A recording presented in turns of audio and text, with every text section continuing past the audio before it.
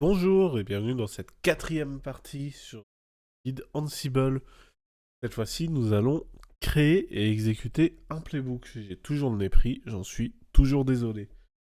Donc, nous retrouvons nos trois machines Rocky, Ubuntu, Debian, notre machine avec Ansible installée, et dans le répertoire playbook toujours de notre dépôt Git, nous trouvons deux fichiers. Un premier fichier inventaire que vous commencez à connaître puisqu'il est vide, et un fichier playbook exemple que vous connaissez vu que c'est celui de la première vidéo. Donc cette fois-ci c'est uniquement un exemple et on va devoir en faire un nous-mêmes.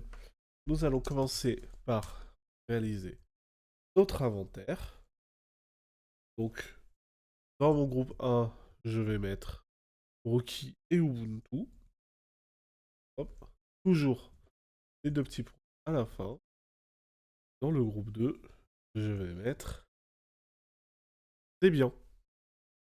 Pour cette partie, dans notre documentation, qui n'aura pas exactement cette forme quand vous l'aurez, référez-vous au chapitre sur les modules et sur les playbooks.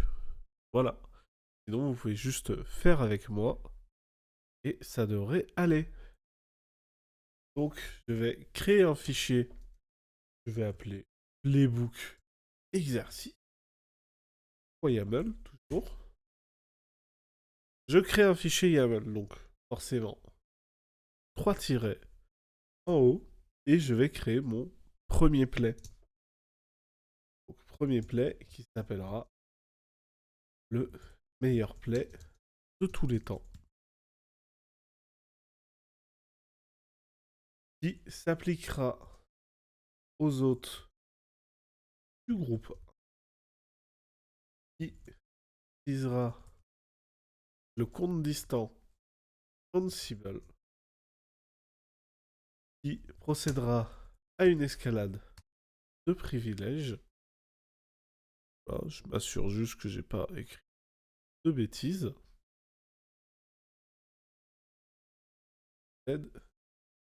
Ça mange pas de pain. Rocat, les books, les autres, le remote user. Le petit become, parce que là, on va installer des paquets. Donc je retourne sur mon Vim. Et ici, je vais mettre une clé tâche. Dans cette tâche, je vais créer un élément de tableau qui va s'appeler le meilleur module de tous les temps. Et ce meilleur module, c'est bien évidemment Ansible Built-in Package. Alors, vous ne connaissez pas Ansible Built-in Package, c'est normal, mais grâce à à la documentation communautaire d'Ansible, vous allez tout connaître. Il suffit de chercher Ansible Built-in Package sur Google, vous la trouverez, c'est sur docsansible.com. Et ici, j'ai tous les arguments possibles pour cette commande. Et à la fin, j'ai des exemples. C'est merveilleux. Donc, ce que je vais faire, c'est que sur mes machines du groupe 1, je vais installer un paquet qui s'appelle NeoFetch. Voilà. Moi, je le mets entre guillemets parce que je vais faire bien tout respecter, que tout soit carré.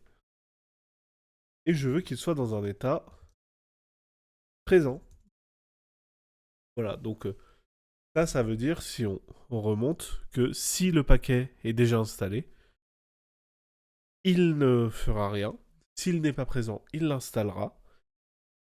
Contrairement à si on avait mis l'argument latest, ou dans ce cas-là, si le paquet n'est pas présent, il l'installera. Et s'il est présent mais pas à jour, il le mettra à jour. Donc, c'est tout pour notre premier play. Et je vais être taquin. Je vais créer un deuxième play. Ici, le meilleur play que j'ai vu jusqu'à... On évite les actes. Jusqu'à aujourd'hui. Toujours les autres, cette fois-ci sur le groupe 2.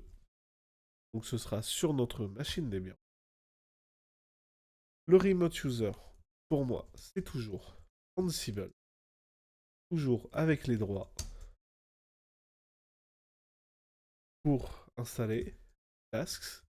Et je vais faire appel au même module, mais cette fois-ci, je vais installer plein de choses.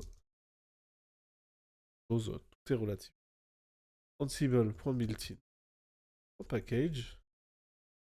Et je vais installer, je crée un tableau, Nginx,